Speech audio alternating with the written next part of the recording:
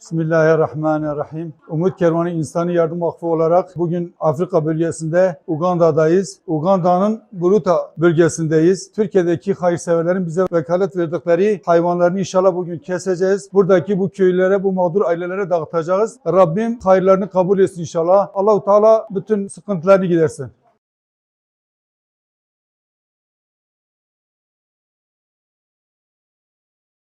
Umut Kervanı İnsani Yardım Vakfı olarak kurban kesimlerimizi gerçekleştirdik ve şu anda arkadaşlar parçalıyorlar, poşetleyip inşallah bu kestiğimiz kurbanları buradaki ihtiyaç sahibi kardeşlerimize dağıtacağız. Allah-u Teala tekrardan sizin hayrınızı kabul etsin. Allah'a emanet olun. Selamun Aleyküm ve Rahmetullahi ve Berekatuhu.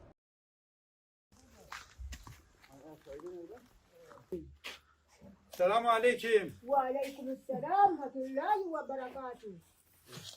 Buyurun. Elhamdülillahi Rabbil alemin. Amin. Rabbena teqabbal minna minal muslimin. Amin. La havle ve la kuvvete ve la billah. Amin. Subhane rabbika ma tisifun ve selamu elhamdülillahi Rabbil alemin. Amin.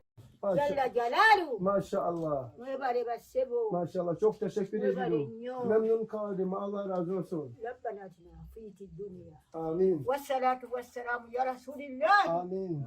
Sadakallahu'l-azim. Maşallah. Maşallah. Hani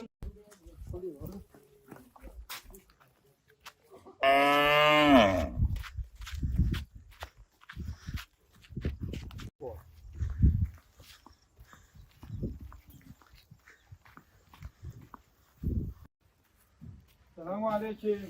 Aleykümselam ve rahmetullahi ve aleykümselam. Vesselam bana. Kurban eti sana getirdik. Elhamdülillahi Rabbil alemin.